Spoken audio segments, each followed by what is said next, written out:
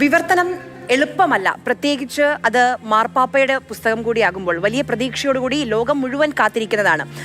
ലോകത്തിന് മുന്നിൽ ഒരു തുറന്ന പുസ്തകമാണ് അവരുടെ ജീവിതം. അപ്പം അത് വിവർത്തനം ചെയ്യുക എളുപ്പമുള്ളൊരു കാര്യമായി നൽകി. താങ്കൾക്ക് ഏറ്റവും പ്രയാസമേറിയ ഭാഗം അതിലേതായിരുന്നു? താങ്കൾ ഏറ്റവും ഞാൻ കോഴിക്കോട് MVR ക്യാൻസർ സെൻറ്ററിൽ മകള് ജോലി ചെയ്തുകൊണ്ടിരുന്ന കാലത്ത് കുറേ കാലം ഞാൻ കോഴിക്കോട് താമസമുണ്ടായിരുന്നു.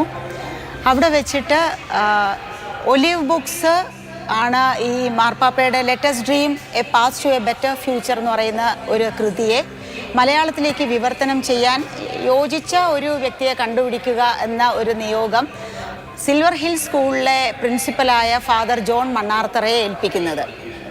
അപ്പോൾ ഫാദറും ഞാനും പലപ്പോഴും സ്കൂളിൽ കാണുകയും സ്കൂളിലെ പ്രോഗ്രാംസിനൊക്കെ പലപ്പോഴും ഞാൻ പങ്കെടുക്കുകയും ചെയ്തതിൻ്റെ വെളിച്ചത്തിൽ വിവർത്തനത്തിൽ എനിക്ക് ഒരുപാട് താല്പര്യമുണ്ട് എന്നുകൂടി അറിഞ്ഞിരുന്ന സ്ഥിതിക്ക് പോപ്പിൻ്റെ പുസ്തകം വിവർത്തനം ചെയ്യാമോ എന്ന് എന്നോട് ചോദിക്കുകയായിരുന്നു. എനിക്ക് സത്യത്തിൽ അതൊരു വലിയ അത്ഭുതകരമായ നിയോഗമായിട്ടാണ് തോന്നിയത്.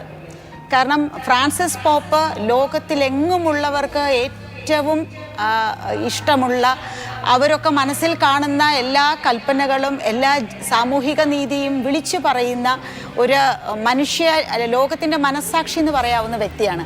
അദ്ദേഹത്തിൻ്റെ ഒരു കൃതി ട്രാൻസ്ലേറ്റ് ചെയ്യാനുള്ള ഒരു അവസരം വന്നപ്പോൾ തീർച്ചയായിട്ടും അതെൻ്റെ ജീവിതത്തിലെ ഞാൻ വന്നെത്തിയിരിക്കുന്നത് അങ്ങോട്ടാണ് എന്ന് മനസ്സിലാക്കുന്ന പോലെ എൻ്റെ ജീവിതത്തിലെ ഏറ്റവും വലിയ നിയോഗമായി അത് സ്വീകരിക്കുകയായിരുന്നു.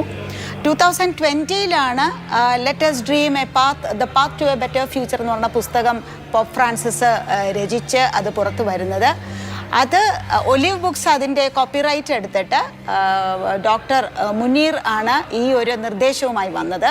2022 ഒക്ടോബർ ആയപ്പോഴേക്കും ഞാൻ കനവ് കാണാം നമുക്ക് കൂടുതൽ മെച്ചപ്പെട്ട നാളെയിലേക്ക് ഒരു പാത എന്ന പേരിൽ ഈ കൃതി പൂർണ്ണമായും വിവർത്തനം ചെയ്ത് ഒലിവ് ബുക്സ് അത് ഷാർജയിൽ വെച്ചിട്ടാണ്, ഷാർജ പുസ്തകോത്സവത്തിൽ വെച്ചിട്ടാണ് അത് റിലീസ് ചെയ്തത്.